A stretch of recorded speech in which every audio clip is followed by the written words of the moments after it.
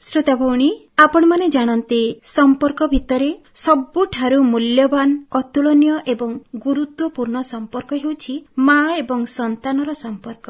गर्भधारणरु आरंभ करी शिशुको जन्म देबा, ताकु लालन पालन एवं ताकु बड़ करी एई सारा दुनिया रे मनीष परी मनीषटिए करी गढ़ी तोलिबारे विशेष करी माँ रो भूमिका खूब गुरुत्वपूर्ण रही आसीछि। तेबे आज आमे शिशु पई माँ क्षीरर आवश्यकता ए संपर्क रे विशेष भाबरे जानिबा। आज आम सहित उपस्थित अछंती वीर सुरेंद्र साय आयुर्विज्ञान एवं गवेषणा प्रतिष्ठान बुर्लार शिशु विशेषज्ञ तथा associate professor doctor Sushant Kumar Behera. आज से विषय रे तांको आमे माने पचारि बुझिबा। सर नमस्कार। नमस्कार। आपनको खूब सम्मानर सहित आजिर कार्यक्रम को स्वागत जनाउछु। सर आज आमे शिशु पई माँ क्षीरर आवश्यकता ए विषय रे आपनक ठारो जानिबाकू चाहिबो। ताहले प्रथमे आमे एक अमृतमय अनुभूति विषय को नहीं सत्यता को जानिबाकू चाहिबू। आमको कहिबे जे शिशुटीए जेतेबेले गर्भरे थाए बा जणे नारी जेतेबेले गर्भ धारण करे सेतेबेले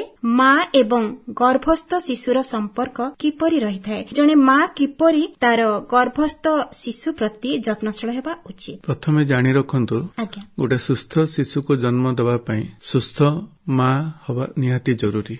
तो सेथिपई जेतेबेले आपणकर माँ माने गर्भधारण करंती सेतेबेले तांकर प्रथम दायित्व हैला सेमान निजर स्वास्थ्यर जत्नवान हवा उचित। स्वास्थ्यर जत्नवान कहिले प्रथमे सेमान तिंकर खाद्य उपरे जत्नवान हेबे एवं एबे सबु पाखरे सुविधा अछि जोथिरे तांको जाईकी नियमित डाक्टरक पाखरे परामर्श करि परिबे बा निकटस्थ आपणकर एएनएम सेंटर अछि सेथिरे भी आपणकर हेल्थ वर्कर फीमेल तांको पाखरे जाके परामर्श करि परिबे। तो गर्भधारण रे जेतिकी थर आपणकर चेक करिवा कथा सेडे जाके चेक कला परे आपण नियमित आपनको औषध जहा दिहाबो सेवन करिवे आ परीक्षा निरीक्षा करिवे। ताहापरे आपणकर दायित्व हैला एबे सबुठी सुविधा अछि तेणुकरी प्रसवटा केवल आपण हॉस्पिटल रे ही करैबे। जेतोळको हॉस्पिटल रे आपण प्रसव करंती ताले प्रसव जनित जेते सब असुविधा अछि सेउडा सब आमे प्राय सेउडा एड्रेस करि पारु सो दैट छोटे सुस्थ शिशु आपणकर जन्म ही पारिबो। धन्यवाद सर। आमे एबे हमर विषय आडकु जिबा। प्रथमे आपण हमकु कहिबे जे माँ क्षीरर महत्व कोन? शिशुर शारीरिक और मानसिक वृद्धि पई माँ क्षीरर बहुत महत्व थाए। तार शारीरिक मानसिक वृद्धि पई जेतिकी परिमाण रे कार्बोहाइड्रेट दरकार, जेतिकी फैट दरकार, जेतिकी मिनरल दरकार बा आपण कहंतु जेतिकी विटामिन दरकार ए सब उपयुक्त परिमाण रे माँ क्षीर रे थाए। तेणु करी मु केवल गोटे शब्द रे कहिबाकू चाहिबी माँ क्षीर शिशु पई अमृत। ताले सर हमकु कहंतु जे शिशु जन्म हेबार केते समय मध्य रे गोटे माँ स्तन्यपान कराइबा आवश्यक? स्तन्यपान आपण जेते शीघ्र करई परिबे सेते शीघ्र भलो, किंतु केतेकांश क्षेत्रे जेतेबेले माँ माने सिजेरियन ऑपरेशन ही डेलिवरी ही थांती ताहले सेथिरे हुए तो टिके डेरी ही पारे, किंतु सेथिरे भी आमे कहू प्राय सब माँ माने 1 घंटा मध्य रे शिशु को स्तन्यपान करई परिबे। तेणु आपणकर सिजेरियन ऑपरेशन हेले मध्य आपण चेष्टा करिवे 1 घंटा मध्य रे क्षीरटा छुआ को दबा पे। सर केबे केबे माँ माने कहंती जे कस क्षीर बाहरची शिशुर शोष और भोक मेंटेन पाई उभय पाई आपनको 4 मिल्क हाइड मिल्क दरकार पड़े। तो सेथिपई अंतत 15 रु 20 मिनिट थर करे आपण स्तनरु क्षीर दबा उचित। आ मन रखिबे जदि एबे प्रथमे जदि गोटे पार्श्व रे आपण स्तनर देइसंती ताहले आर थरकु आर पार्श्वरु देबे सो दैट जेतिकी आपणकर 4 मिल्क हाइड मिल्क से सब शिशु पाइबो। जणे माँ तार संतान को बा ता शिशु को केते वर्ष पर्यंत सार से क्षीर पियाई परिबो? प्रथम 6 मास जन्म पर्यंत आमे कहू जे अंततः केवल माँ क्षीर ही पियाइबा दरकार। अन्य कौनसी जिनिस आपण दबा दरकार नहीं। जेमते आपणकर कहंतु मिश्री पानी बा आपणकर महू बा ग्लूकोज पानी ए सब कौनसी जिनिस दरकार नहीं। 6 मास जाए केवल माँ क्षीर ही खुआइबा दरकार। एटिकी भी जानी रखितांतु इवेन खरा दिन रे मध्य पानी भी किछि हमको अंधा किछि दरकार नहीं। माँ क्षीर रे जेतिकी पानी अछि ताहा शिशु पई यथेष्ट। 6 मास हेला परे धीरे धीरे आमे पर्यायक्रमे शिशु पई घरर अन्यान्य खाद्य सब आरंभ करू, किंतु से सब देला परे भी आपण माँ क्षीर सेतबेले बंद करबा दरकार नहीं।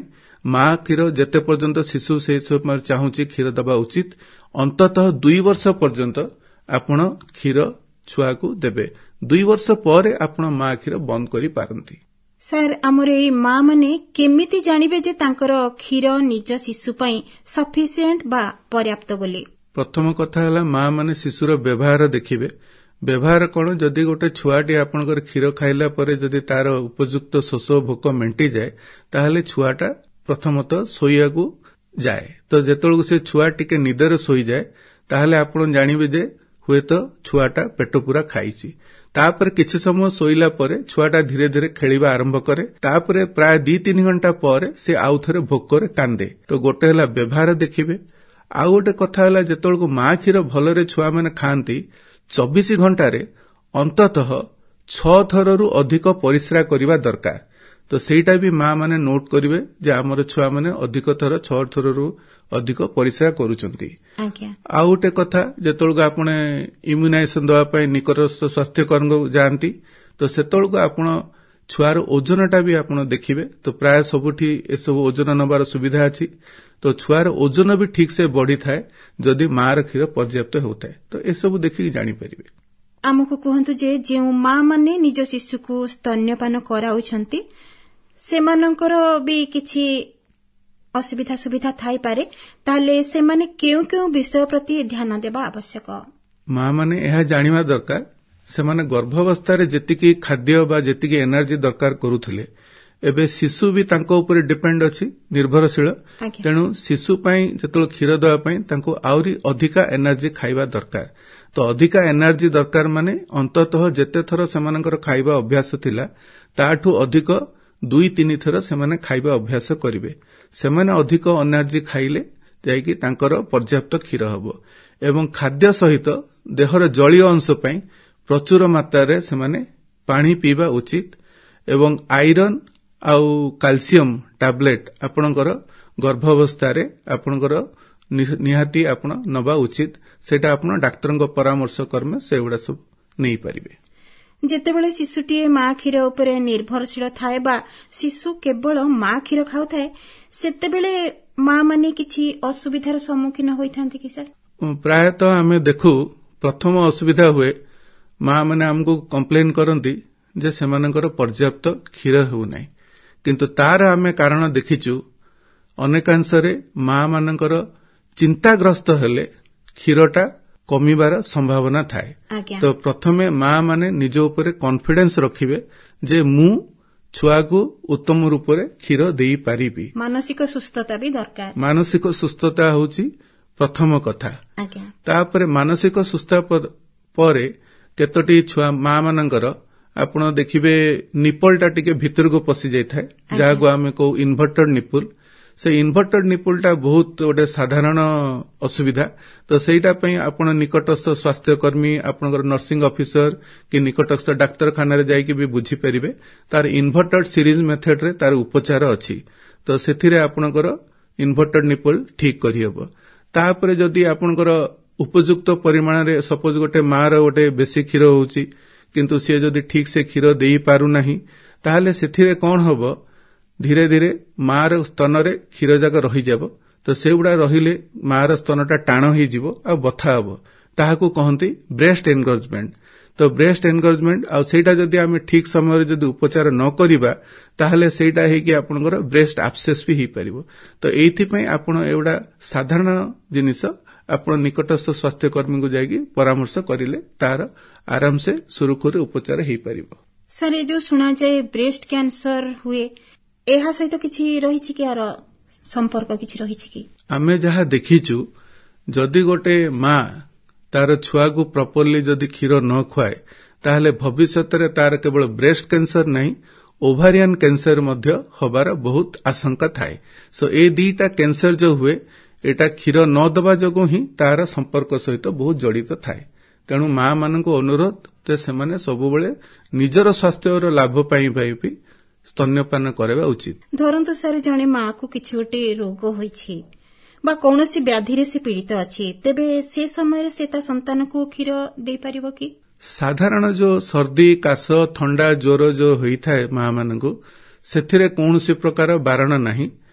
ଆଉ ପ୍ରାୟତଃ ଯେତେ ସବୁ ରୋଗ ଅଛି ତ ସବୁ କ୍ଷେତ୍ରରେ ଆପଣଙ୍କର ମା କ୍ଷୀରଟା ଯେତେବେଳକୁ ସ୍ତନରୁ ବାହାରେ गोटे प्रकार आपण कहि पारंती छाणी होई के बाहर तेणु करी कोनोसी एते किछि असुविधा होबनी बहुत रोग रे भी हमर मां रे भी क्षीर देले केतेटा रोग अछि भाबंदु आपण इवन हेपाटाइटिस बी अछि जदि मां को ट्यूबरकुलोसिस अछि जदि मां को एचआईवी अछि एथिरे भी आपण डाक्टर को परामर्श क्रमे क्षीर देई परिबे काहे कि आर उपचार भी बहुत सहज और सरल सपोज मां को हेपाटाइटिस बी हेछि ताहले छुआ को वैक्सीन दिया जिवो आ इम्यूनोग्लोबुलिन दिया जाई परिबो तापर क्षीर दिया जाई परिबो जदि मां को टीबी हेछि ताहले मां टीबी औषध खाई कि छुआ को क्षीर देई परिबो जदि मां को एचआईवी हेछि ताहले एचआईवी रो हमर छुआ को जिमते न ट्रांसमिट हबो छुआ को से औषध दिया जाय कि क्षीर दिया जाई परिबो तेणु करी एमती बहुत जिंस अछि जोथरे आपनर किछि एते व्यस्त हवा किछि दरकार नै केवल केतेटा स्पेशल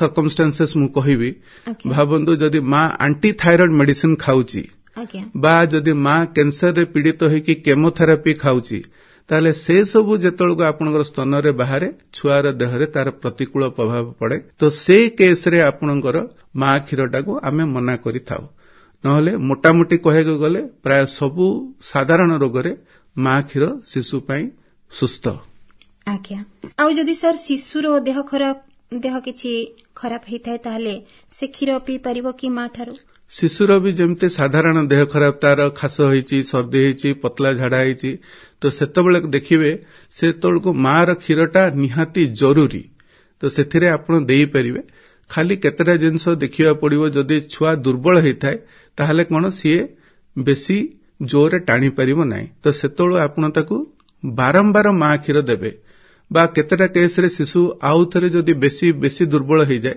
ताहले से केस रे छुआ जदि जमा न टाणी परिबो ताहले आमे कोन करू मां मान को कहू जे निज क्षीर को से माने काढिबे सेटा कहा जाय एक्सप्रेस ब्रेस्ट मिल्क तो एक्सप्रेस ब्रेस्ट मिल्क निजे काढिला परे ताकू गिना चामच रे आपण क्षीर खुआई पारिबे तो जदि शिशुर एते गुरुतर अछि जे जमा ही से क्षीर टाणी पारु नाही ताहले आपण जदि डाक्टरक परामर्श क्रमे ही आपण बंद करिवे नहले शिशुर इमिति कोनोसी रोग नै जोथरे मां क्षीर मना केवल केतेटा रेयर शिशुर रोग जन्मगत रोग थाए जेमिति आपनकर गैलेक्टोसोमिया थाए कंजेनिटल लैक्टोज इंटॉलरेंस थाए तो ए सब थिरे मां क्षीर निहाती मना किंतु सेउडा सब विरलरु विरलतम रोग तेणु करी हमर जति साधारण रोग रे मां क्षीर खाइबाटा शिशुर देह खराब पड़े कोनसे प्रकार मना नै आज्ञा सर अनेक समय रे आमे शिशु को डब्बा क्षीर बा गाई क्षीर ए सब देई थाओ एहा केते दूर ठीक